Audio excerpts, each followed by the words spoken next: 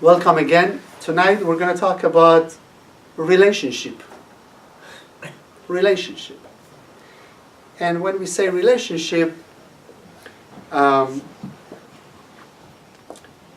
not just relationship between two people. It could be a relationship between friends, families, the whole world. And we're going to touch everything. We're going to touch relationship between you and your loved one, relationship between you and those who you may not necessarily love. And the relationship actually started in the beginning of the Torah.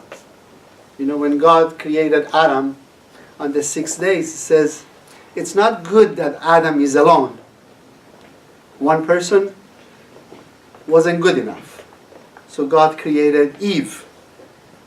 So loneliness is not a good thing. Loneliness is not a complete situation. You always need somebody else in your life. For what purpose? Why God said Adam by himself is not good? It's not perfect. What was wrong? Why Adam needed Eve? Yes. She helps him grow. To help him grow? Yeah. Nice. So he wouldn't grow without her. And then the interesting part is that it says you need somebody different from you. Different from you. So if you are supposed to be with somebody who is different from you, that means different in what? Different in the aspects of someone that's going to challenge you, someone that's going to make you look at a perspective completely different from what you look at. Exactly. Somebody quite different. So what we need in our life, what is required, what is good, is to have people in our life who are quite different from you.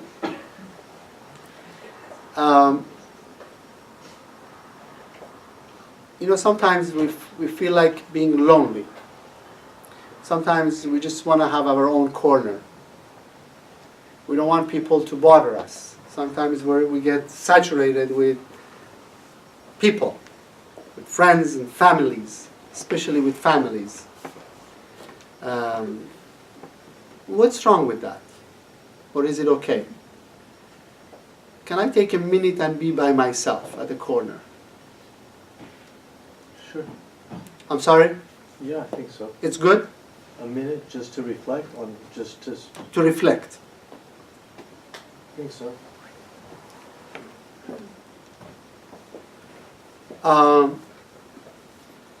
Even when we go at a corner by ourselves and we reflect, are we not influenced by others?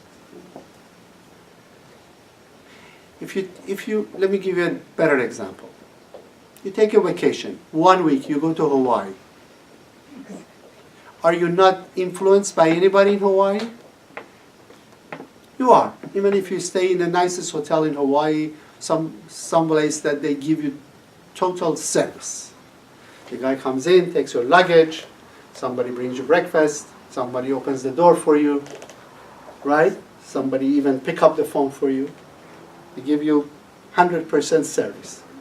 But there's still people are involved. You're still dealing with someone who opened the door for you, someone who turned the air conditioning for you, someone that opened the faucet to, I'm talking about total service that you're not doing anything. Are you really not doing anything? No, you're still dealing with people who are in your life. And their energy affects you. You may not like the waitresses who's serving you dinner, or you may not like the food that the cook made for you. So even if we want to run away from relationships, we're involved with relationships all the time. All the time.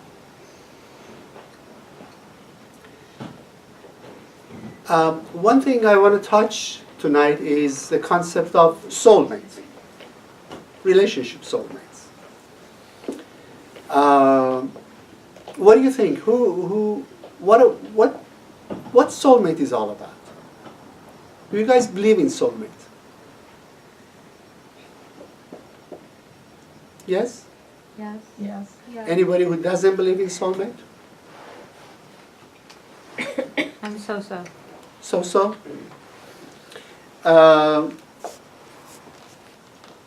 Why do we believe in soulmate? For those who believe in soulmate, who is a soulmate? If you're looking for a soulmate, what characteristic that soulmate has?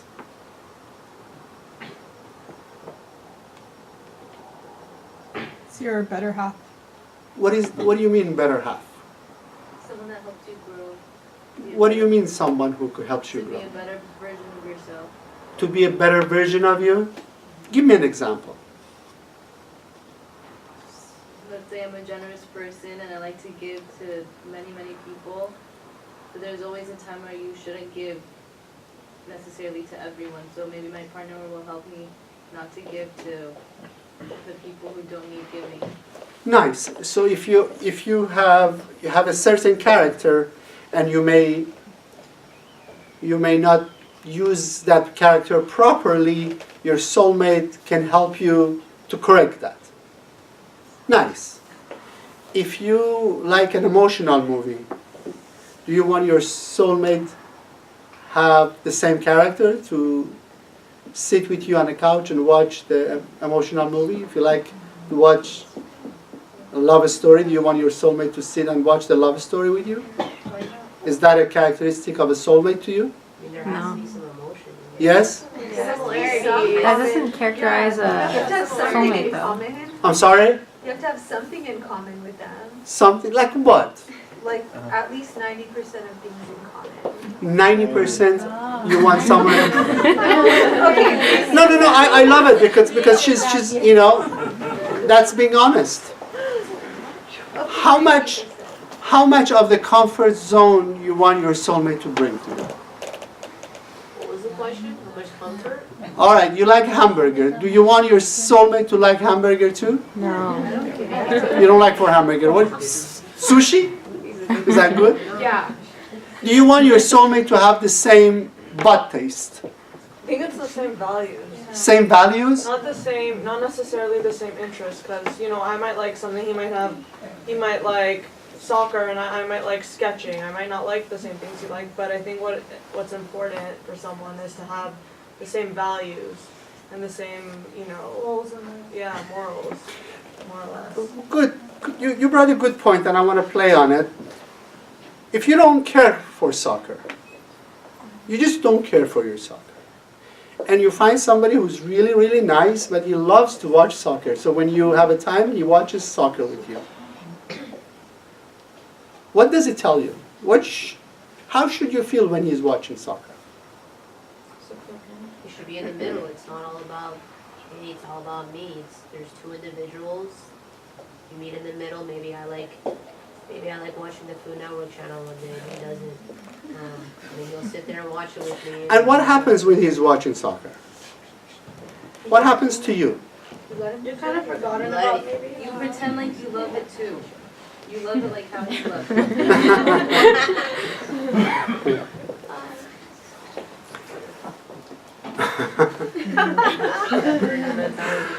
So you don't really enjoy watching soccer, but he loves to watch soccer, right? As long as he's smiling and he's happy and you see that on his face, that's more than enough for you. So okay, good. We're getting somewhere. So he loves to watch soccer, and you want to make him happy, so you sit with him and you watch soccer? Yeah, why not? How long are you going to sit and watch soccer with him? I'll give it. I mean, if you're in love, is there really a time limit? Yeah, there is. You know what I mean? Like, I don't think I would sit and watch with him, but I would sit there and I'll do something of my own. I see. But if he asks you But I to sit do there. something with him that, makes him happy, and he'll do the same with you, like let's say if you want to go, I don't know, shopping for food appliances, and he doesn't like doing that, but he knows that you love it. It would be nice if you could do something that he likes, like, support each other when you have common interests, or not common interests. Good. Good. And what about if he has a certain character that is totally against what you like? Like he has something that you like everything about him, but there is something you don't like about him. Like what? Yeah, it depends what it is. You should love it really, it depends on what it is. really. How big is it? Yeah. Generosity, the way he treats other people. Let's say he's too generous with everybody else, but with you. I would bring it up to him. Yeah. You would bring it up to him. Good, good.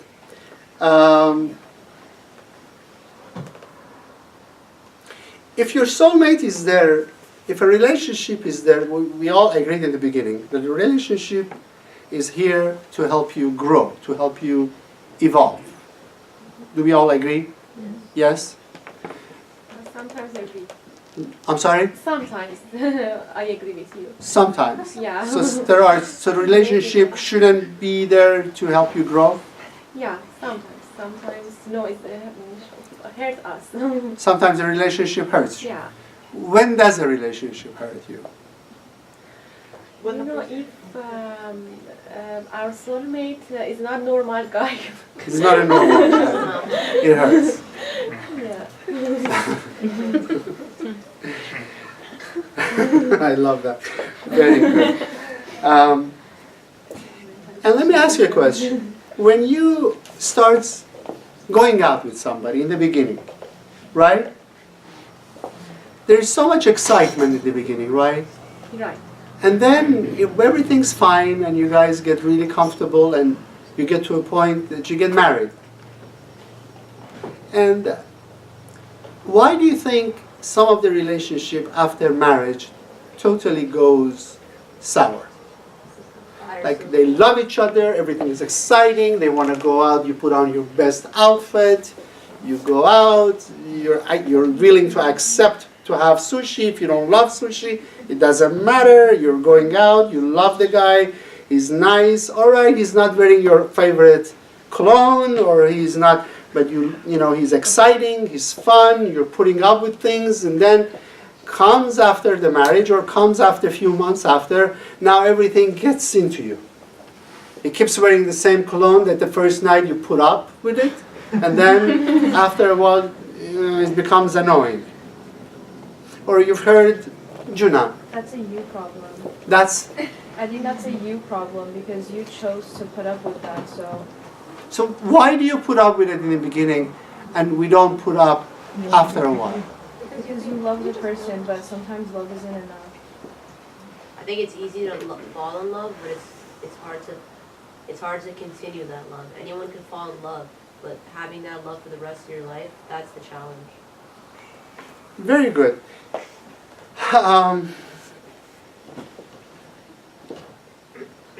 There is a law in Kabbalah that says, whenever I receive something that I want, every time that I receive something that I love, I began to lose it. To lose it? To lose it. Lose it. Every time you want something, and they give it to you, you get it. You get what you want. You get what you want. You want somebody to take care of you. You want somebody to love you. You want somebody to nourish you, emotionally, financially. You want somebody to feel the lack that is within you. And you find it, you get it. He comes or she comes to your life. Once you have it, chances are that you're going to lose it. Why this law exists in Kabbalah? What does it mean?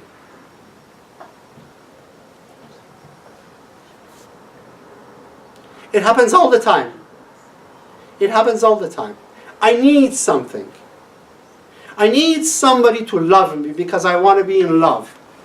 I want somebody to love me. I want somebody to pay attention to me. I want somebody to listen to me. I want somebody to be with me. And once I have it, Something happens, you lose it. Why? Because it's redundant. You're just focused on filling a void. You want someone to fill in that gap. And Bravo. So the problem is not the other person. It's not the relationship that I wanted. The problem is that I keep looking for something to fill me up. You're tying that happiness to people instead of goals. Yes. Every time that I seek happiness, love, comfort, need from a relationship, every time that I desire something from a relationship, as long as I'm working on that and I don't have it, I constantly strive to get it. But once I have it, once you get it, once that lack fills, you don't want it anymore. It loses its value.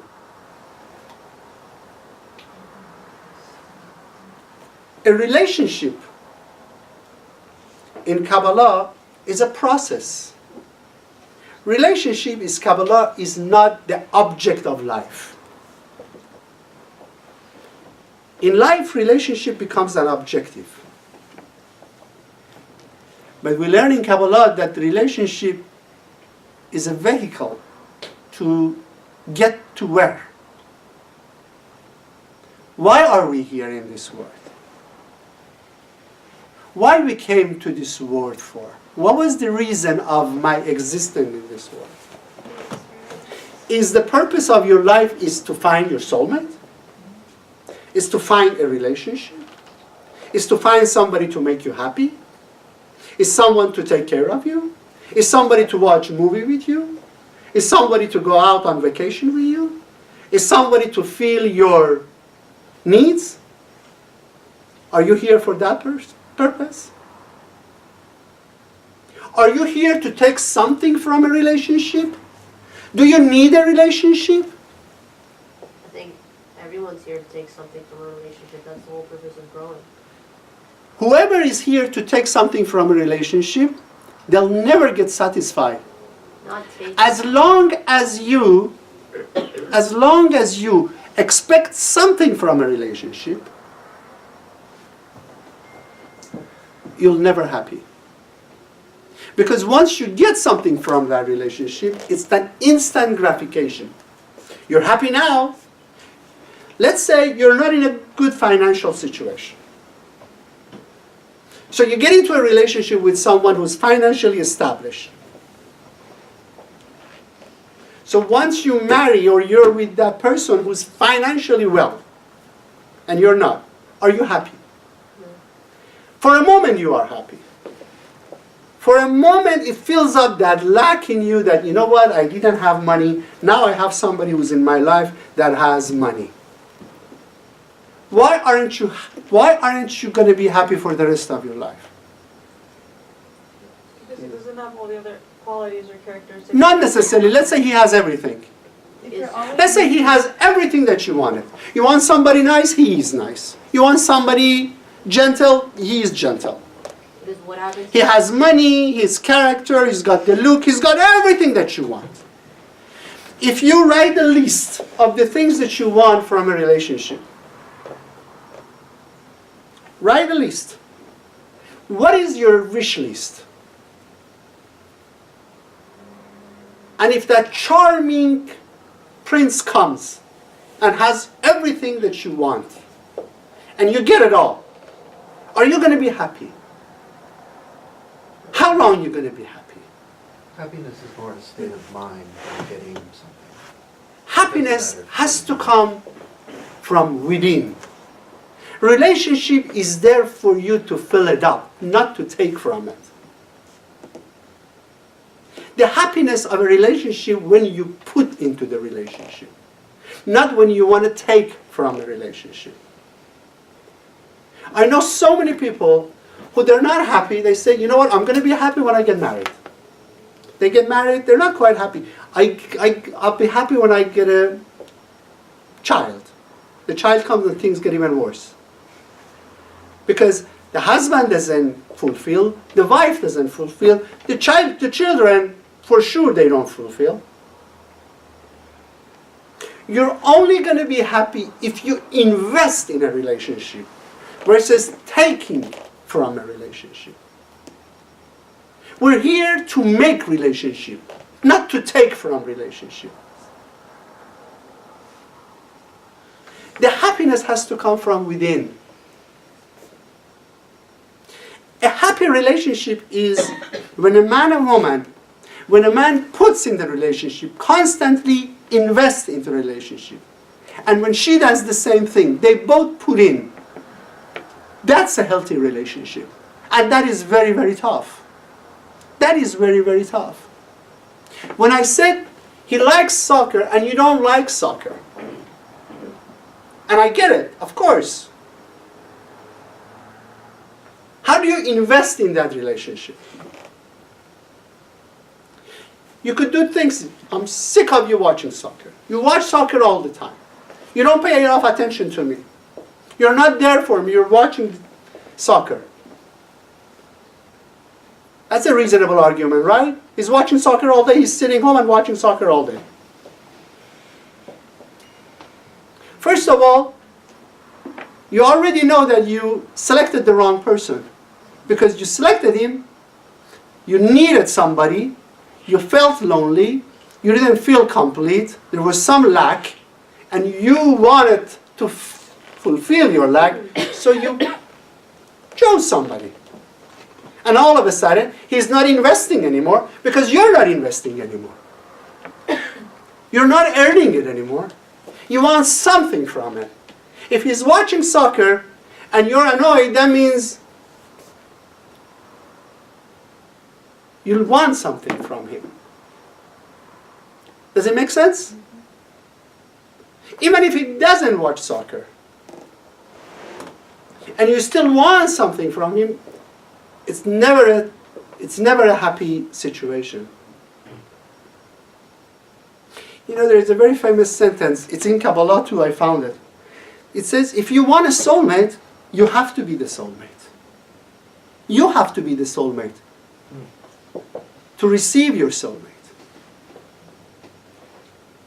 When you put out a list, you say, I want the guy to be good looking. How good looking are you? I want the guy to be rich. How rich are you? I want the guy to be nice. How nice are you? I want him to be compassionate. How compassionate are you? I want him to be supportive. How supportive are you? Have you heard, if you want Romeo, you have to act like Juliet? Have you heard this? No, I heard it a long time ago. If you want a Romeo, you have to be a Juliet. You know who Romeo and Juliet are? Good. Shakespeare, love story. We're here, we are born for one reason, and one reason only. We're here to change ourselves. That means I by myself am not complete. I have areas in my characters, areas in my consciousness, areas in my act that needs to change. And I need to change that. And I want somebody to help me change. I don't want somebody that I would change him or her. No, I want him or her to help me change. So if I don't have patience for somebody who's watching soccer, that means I have issues with being patient.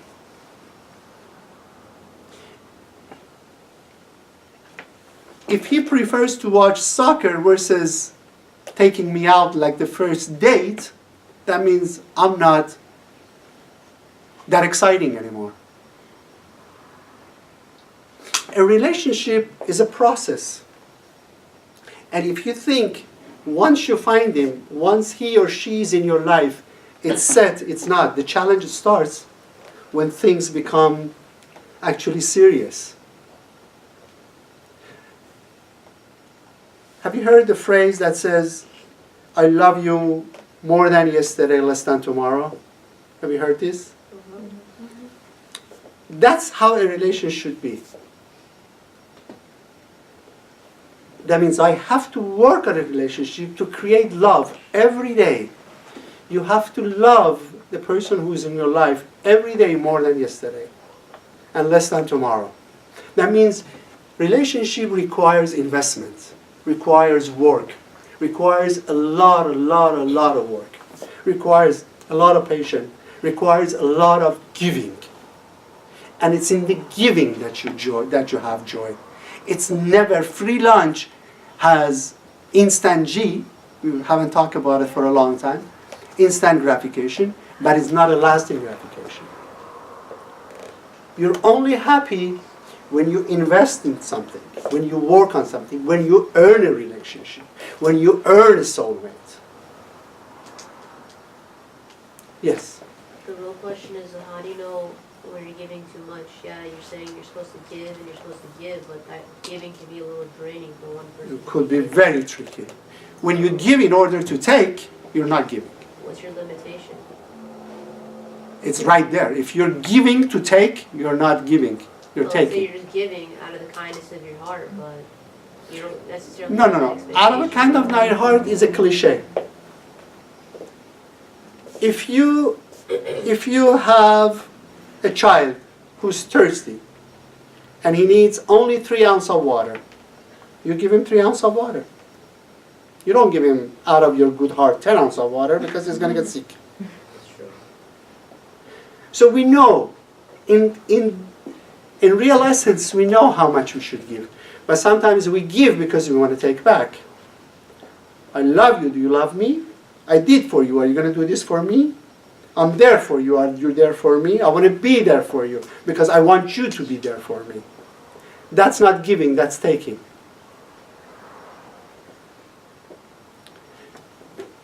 We're here to change again.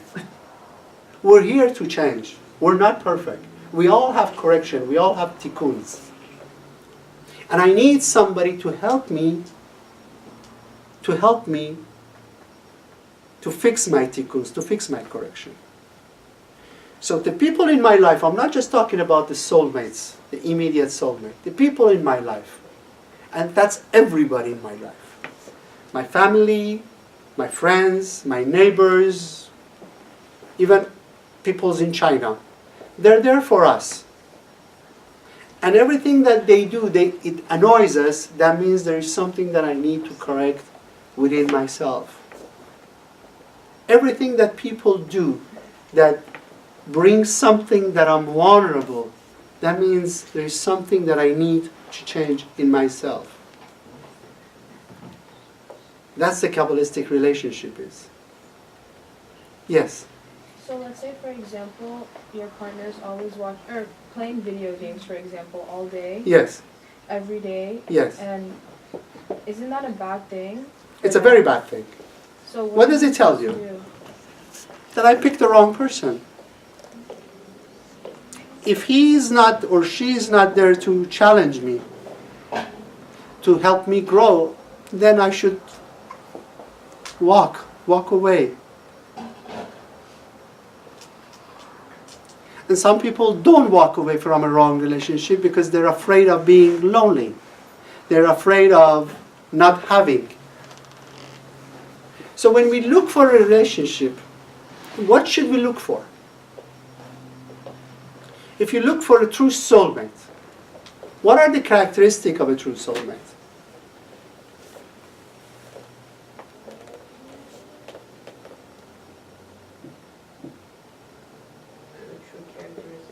What is the true character for you, specifically you?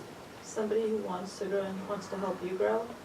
Somebody who can help you grow. And is looking to grow themselves. Yes. Somebody that wants to change for the better of themselves, not for just them, but for you too. I'm sorry, louder. Someone that just, doesn't just only want the change for themselves, but wants the reflection of you too, that wants the better of you too. And how do you find that person? You attract it. You have to. Your mind has to be there. You have to be internal. Certainty. Absolute certainty. No. Maybe when you work on yourself and you finally get to a point where you like where you are, that person's gonna come and you're gonna have more clarity in what you're looking for, so. Good. The only way that I can find a true soulmate for myself, a true relationship, when I start working on myself. When I start changing the negative aspect that is within me. If I'm a selfish person, if I know that I'm a selfish person, I want everything for myself. As long as I stay in that mode, I will never find the right person. I will never find the right soulmate. Because I probably, if I stay selfish, probably end up with someone who's as selfish as I am. And that's why things always go wrong after marriage. If I put in the beginning of the relationship, then I start wanting to get back from a relationship, then everything falls apart. If I know, let's say I'm short-tempered, I have anger issues. In order for me to find a person who's perfect for me, I have to realize that I have anger issues. And I have to work on myself. I have to work on myself. And if I find somebody who triggered that, and I still have it, then that's the person who's good for me. Does it make sense? So everybody that's in your life, who bothers you, who annoys you, who makes you mad, who drives you crazy, is good for you. As a soulmate? As a soulmate. So how do you know the difference between someone that's just not good for you and your soulmate? Because they could both be like twins. If you love to sit at a corner and do nothing, and you find somebody who's just like you, love to sit at the corner and not bother you, that's a wrong relationship.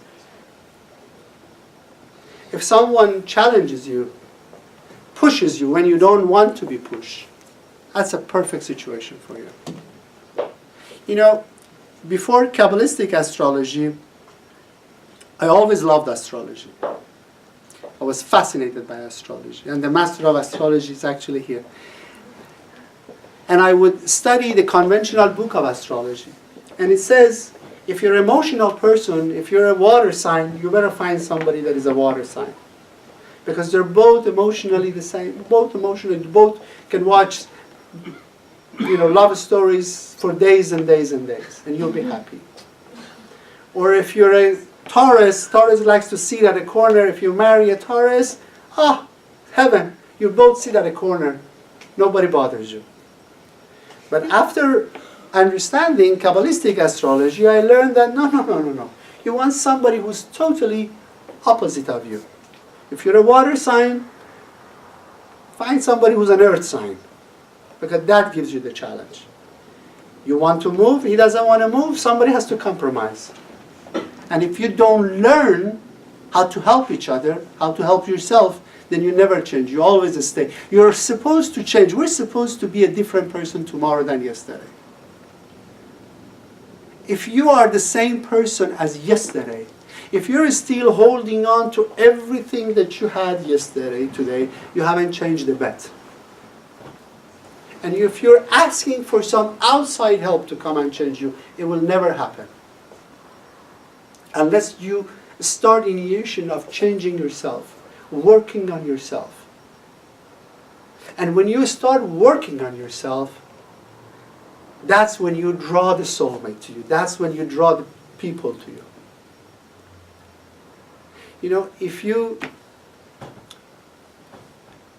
I'll give you an example, a silly example, but it works. Let's say you want to start working out. You know you need to go to gym and you work out, right? And you're not really a gym person, right? You don't like working out. You don't like to run. You don't like to weight lift. You don't like to exercise. You're just not there. But if you really, really want to help yourself to change, you go and hire the most difficult trainer to come and push you in every aspect of working out. And the person that you're afraid to see and go to see him every day is the best person for you.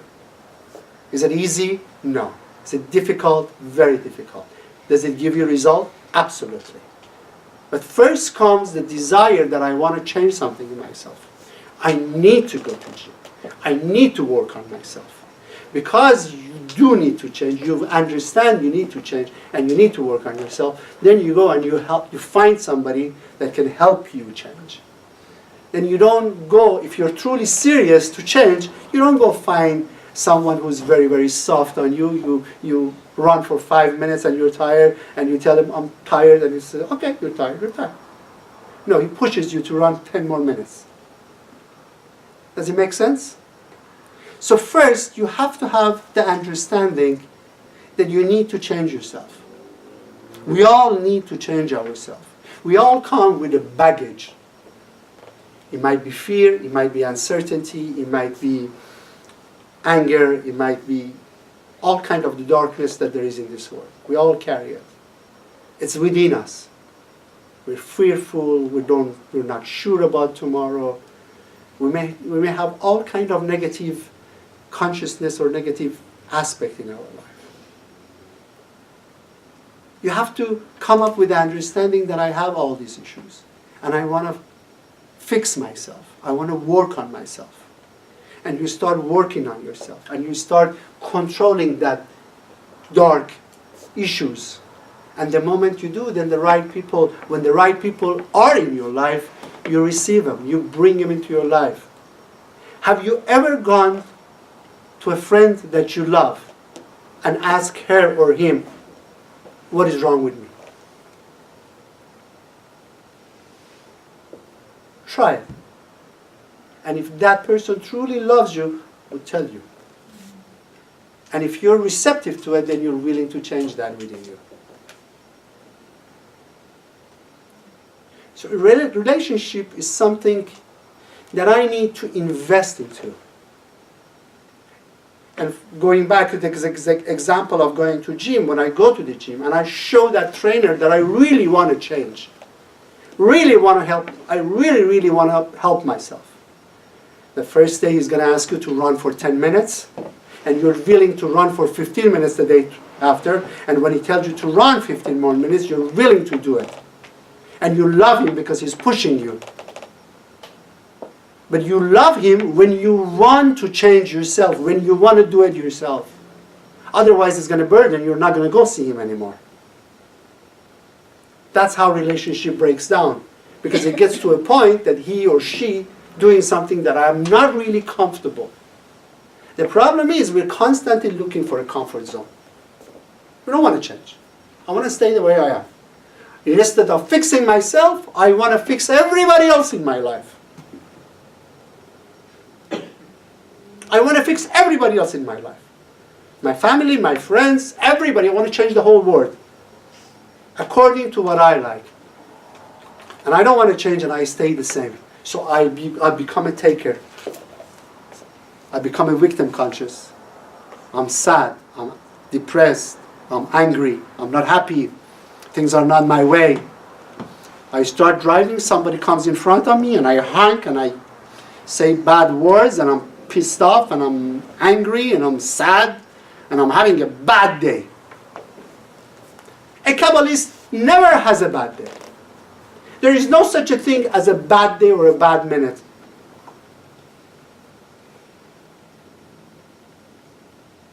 If you're not happy, that means you are totally sitting in the back seat and you're looking for your comfort zone. You're not willing to change. Because everything that happens in this world, everybody that is in this world for you, according to Kabbalah, is just you and the rest of the world. And the rest of the world is there for you to change. The rest of the world, everybody in your movie is there to help you change. To help you change. To help you change from aspect of being effect to help you become the cause. When you invest, when you try to earn the cause of your life, then you attract the best people in your life. There is no such a thing as a bad friend. It doesn't exist. There is no such a thing as a bad accident. There is no such a thing as a bad situation. It's only our sick perception that we see things bad. The light force of God is good and is everywhere, in everybody, in every situation. Everything that happens to you is totally directed by the light force of God. But sometimes we know better than God. Right? I know better than God. And that's why we're not happy. So now let's go back to the first question. How do you attract good relationship in your life? Is there a bad relationship in life? Is there a bad relationship in life? At the end of the day, it's going to teach you something. I'm sorry? At the end of the day, it's going to teach you something. So every day, every situation, every relationship is good. It helps you. It's there to help you to see things within you. To see things that you need to change within you. Yes, maybe one relationship is not as constructive as the other one. And you're the one who make that decision. But then again, you need to invest, you need to earn. You're the one who can make every relationship a lovely relationship. You know, they say, who's the wise person? There's a concept that we learned a few weeks that says, who's the strong person? Who's someone who has a strength? Someone who can control him or herself is considered to be strong. Not somebody that overcomes somebody else. I'm not considered to be a strong person if I physically, emotionally overpower somebody else. If I can control my own reactive behavior, if I can control my own negative aspect of my consciousness, of my feeling, I'm a strong person. They say, who is a respected person? Somebody who gives respect. Who is an honorable person? Somebody who honors other people. Who has a good friend? Somebody who is a good friend. When you're a good friend, when you give love, when you give compassion, when you're there, when you understand that you need to work on things, and the process is not easy. The work is not easy. And it's not supposed to be easy. When it's hard, then you are investing in relationship. Then you make everything wonderful. The thing is, we're going to change no matter what. We go through the process, you know, it's like, I always give as an example. It's like a river, and you have a little boat that you go through the river of life. You can walk, you can adapt, and you can be a cause of how the boat rides, or you could start struggling with the water and complain about the wave of the water, and the temperature of the water, and the size of your boat. And you want everything from the water and the boat, and you're never going to be happy. But the thing is, you're going to get at the end of the river no matter what. When you get at the end of the river, you might be either happy or you might be a frustrated person.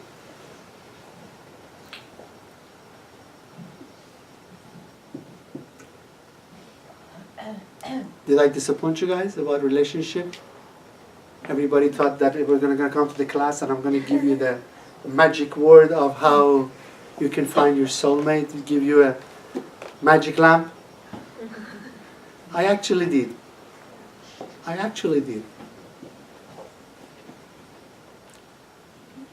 It requires work. It requires self-understanding.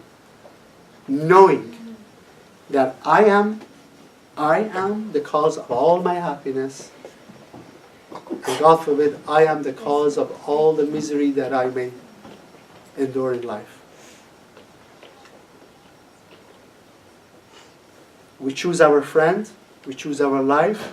Believe it or not, you did choose your parents. You did choose which family. Your soul selected most perfect scenario for you to change. So be happy and know that you can invest and you can create the best relationship in your life if you put your heart out to it. If you think others need to make you happy, then you're dead wrong. If you need somebody else to satisfy you, you'll never be satisfied. If you need somebody else to fill up the gap that is within you, you'll never be happy.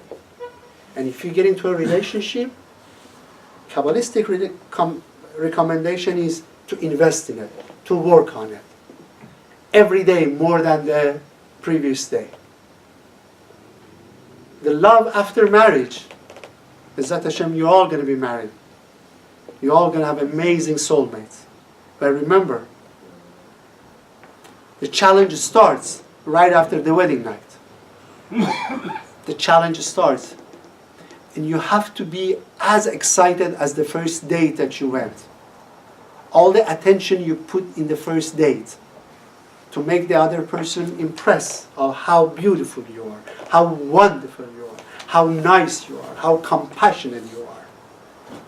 If he says a steak, you're going to go for a steak. If he says sushi, you're going to go to the sushi. You may not like sushi, but it's the first date, you're willing to do it. That should be every day the rest of your life.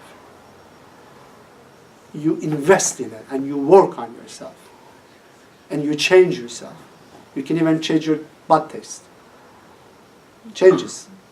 If you don't like warm sabzi, you're finally going to learn warm sabzi. It really does. Yeah, Juna. What if you invest in it and the other person stops investing in it? How do you know that it's you or them? It's always you. So you It's did never the other person. So did you do something wrong for them to not want to invest in a relationship with you anymore? What do you think? According to what we learn,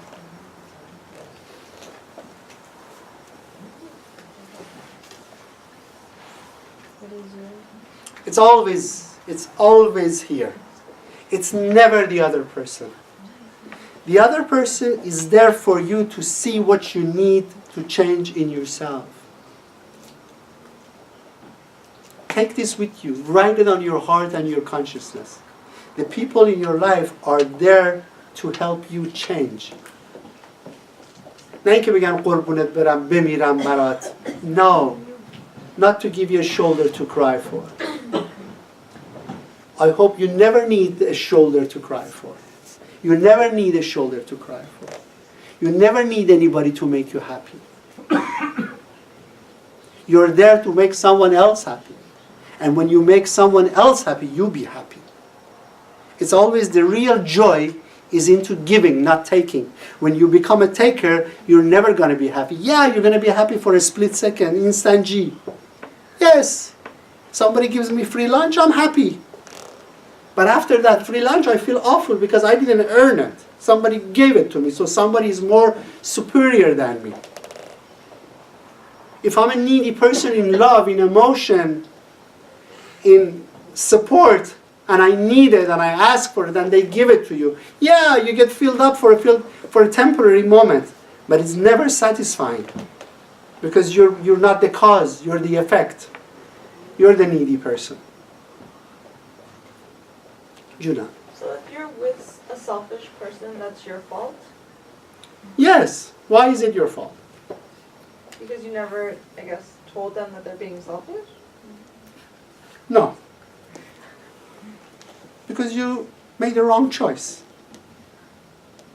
What if they put up a front while you guys were dating? And Then you were a fool. You failed to see. You wanted to see what you wanted to see. If you choose a wrong person, if you end up with the wrong person, he or she is not to blame. You did it. You picked them up. You liked it. You wanted to like it. You didn't want to see the ugliness. The first night you went out, he didn't like sushi. Hey, that tells you something.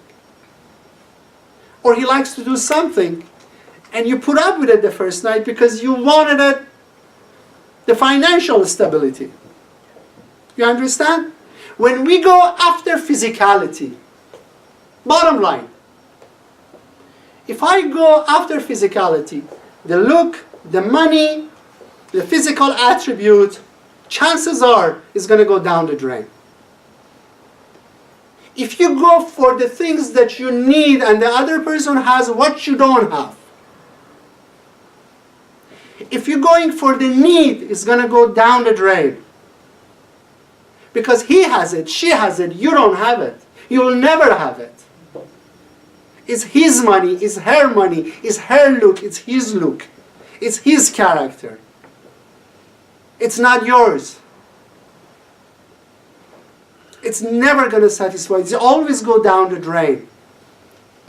You'll be under influence of whatever he or she has. It's not about you, it's about them. You'll never be happy.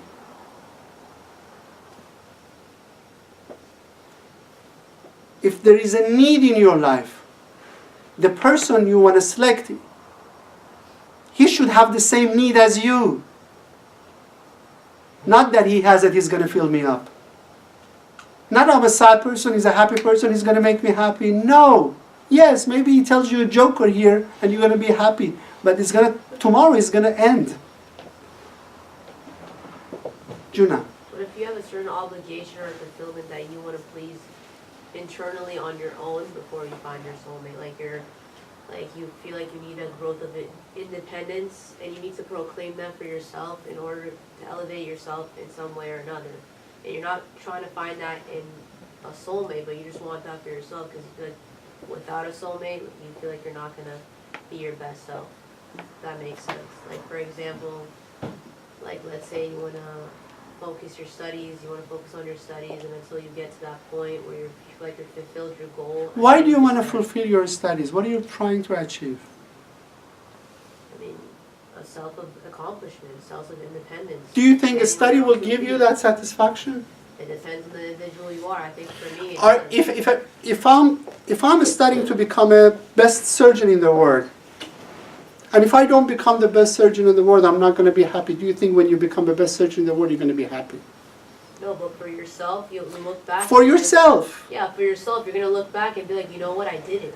I did it, and I'm happy that I did it. You don't want to look back and be with the soulmate and be like, you know what, I never took that chance. I got your question. Okay. I'm going to be happy, I said it in the beginning. I'm going to be happy when I graduate. So I'm not going to be happy all 6, 8, 10 years of studying because unless I have that diploma in my hand, I'm not going to be happy. Do you think when you have that diploma in your hand, you're going to be happy? But in some degree, you will. I mean, you're satisfied, you're content, you reached your goal. So for 8, 10 years, you're not going to be happy with yourself. No, it's a development.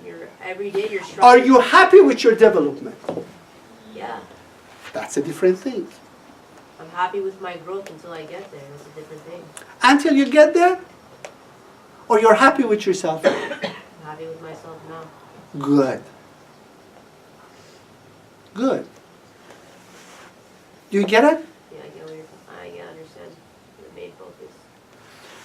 Because you may make a list for yourself. I said it again. Some people, they suffer through something that is not theirs. But you know, we live in a society like you have to become a doctor or a lawyer or a sophisticated this and this so you'll be recognized. And then we choose a path that is not ours. Maybe you're a great painter. Maybe you don't meant to be a doctor. Maybe you'll be a great psychologist versus you be a great engineer.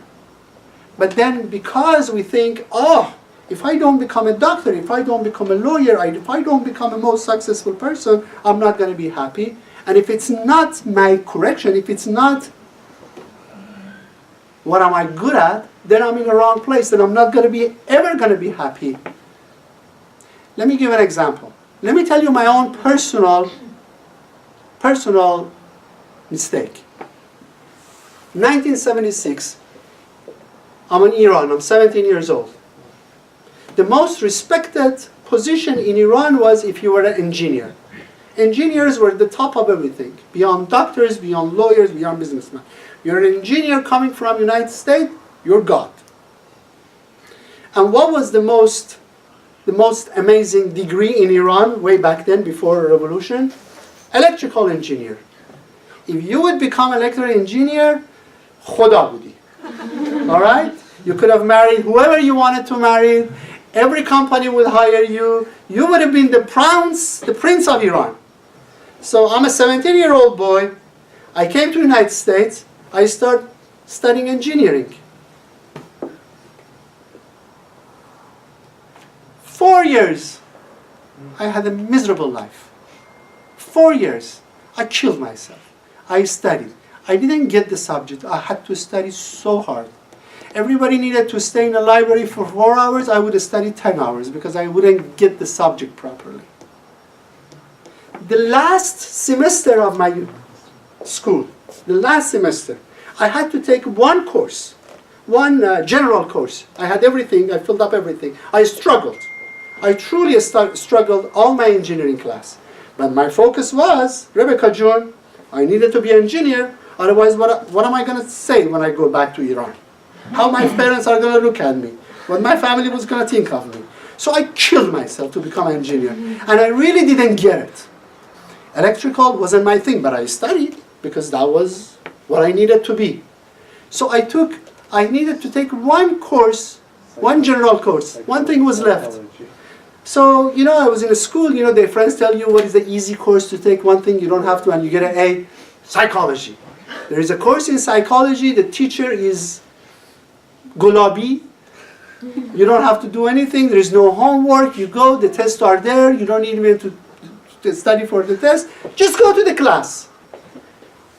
And you go to engineering class and everybody in engineer look like a, excuse my language, nerd. Everybody is smart, everybody is unusual. I was the only one that I thought I'm not a nerd. And then I go to psychology class and everybody looked like me. And I start the first class, I just loved the subject. I said, oh, this is what I should have studied. What did I study? I got an A. There was the first class, I read the book, I read extra books, I wrote reports, I got an A. I realized 4 years I wanted to be what my father wanted to be, my mom wanted me to be, the society wanted me to be. So I overruled everything that my soul wanted it to be. Killed myself. I got my diploma. Ask me where is my diploma, swear to God I have no idea. What did I do with it? Nothing. Nada. I graduated a Thursday night. Friday morning I went to work some business. Because I hated it. And even by then the revolution happened and I couldn't even go back to Iran. Waste of 4 years, took me 4 years to realize that I went for something that somebody else wanted me to be. Not what I wanted it to be. For 4 years. But do you regret it? Because the 4 years you just... Do I regret it?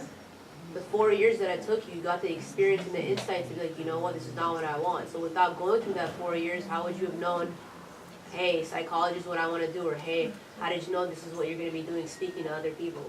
That 4 years brought you closer and connected to where you are now.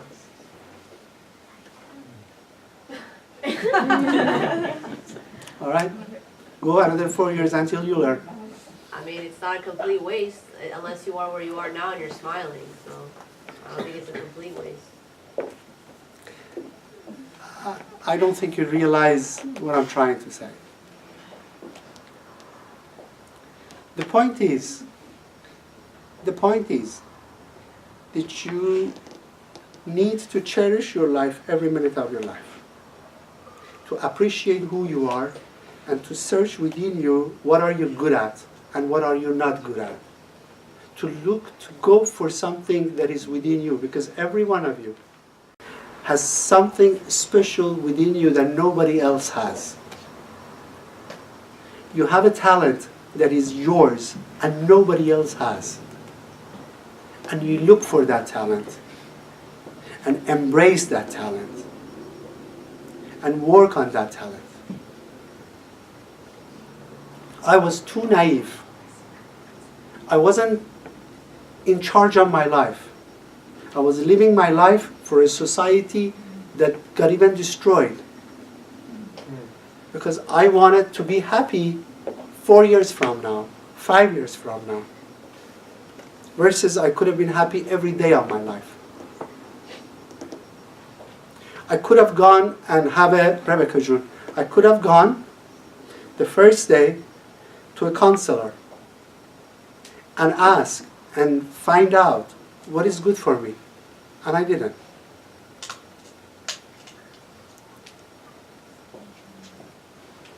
Was the 4 years a waste? Yes and no. Yes and no. It could have been better. It definitely could have been better. Any question? Juna. What if you meet someone who's the male version of yourself or the female version? How does that person fit into your life, and could that person be your soulmate? It could very well be your soulmate. If both of you and him, let's say, for the sake of example, they have the same goal, same higher goal. When I say that, it means the best relationships are when two people in a relationship, they have one superior agenda that has to do with spirituality, not physicality. Not both of you, not one couple want the same thing in the world of physicality. Something spiritual, something that is beyond the physical desire of this world. If they both have the same desire and they strive to get there together, that's the ultimate relationship. Does it make sense? Yeah, but didn't you say before that you shouldn't go with someone who's the same as you? They should Same as you as far as being passive in life, not achieving things in life. Like, I gave an example of two people who both like to sit at the corner of the house and not doing anything. That doesn't grow. But if you want certain things and he wants the certain things that is the same goal, let's say, for the sake of example, two people who are in medical field, and they both want to reach the highest point of medicine to help the people, to help the world. You understand? Yeah. Not become a doctor to have honor and respect and money. That's the wrong way of looking at becoming somebody. When I become a doctor, I can help the world. When I become a lawyer who can help the needy people, if I'm good in law, then I want to get somewhere that I can help the world. If I'm good in physics, then I want to reach somewhere that I can change the world. I can be a positive force in the world. And if I find my soulmate and he or she has the same goal, as a higher goal, not just the physicality. One thing that I wanted to knock out tonight was the physicality that we look for. What I looked for when I was 17 years old in Iran, what they taught me was physicality. Become an engineer, become someone who's going to give you respect and money, come back and marry, and everybody love you, everybody wants you. That was totally wrong. But if you find somebody who has the higher goal than the physicality, at the end of the day, we're here to inject light into this world, to create positive energy in this world. So if I'm a doctor, I want to heal people. If I'm an engineer, I want to create technology that helps the world. If I'm a lawyer, I want to help people to receive the laws that they need, the right that they need. If I'm a businessman, I want to create a business world. If I'm an architect, I want to create a space that the people would enjoy. You see? And when you and him have the same common goal, that's an ultimate relationship. Because you constantly help each other to grow, to reach that point. So, every relationship has to have a higher consciousness behind it, a higher desire of doing something amazing for the world. And when you understand that about yourself, that you're here to change the world, you're here to help, you're here to be for somebody else, not for yourself. When we think of ourselves, my feeling, my need, my position, my honor, that's when we fall. That's when we get hurt. That's when we are sad. Every time we are sad, we're not happy, we're into ourselves. For 4 years, I was suffering because I was into myself. I was keep thinking about what's going to happen to me, what's going to happen to me 4 years from now, who's going to think of me, my parents going to think of me, the society is going to think of me. It's all about me. And that's where we fall. We make a mistake. But when I'm thinking outside of myself, I want to be the best I can be to help the world, to be the shining star of this world. Then, actually, the light force would help you. The energies would come and help you. Because that's the purpose of us. We're here to change, to become the beacon of light, not to receive. When I say giving in a relationship, that doesn't mean physical giving because I want to receive. I'm here to help my soulmate to reach his or her potential. Imagine if you're here to help somebody else to reach, and everybody is your soulmate. We have a soulmate as a wife and a husband. We have a soulmate in business. We have a soulmate at work. We have a soulmate in sister and brother situation. We're all actually one soul, one unified soul. Imagine you're here for all the souls of the world. Does it make sense? When you have that consciousness, then you're not into yourself. You're not into stupid things that I'm involved. And I'm hurt, and I'm tired, and I'm sad, and I'm angry. All that is when I'm into myself.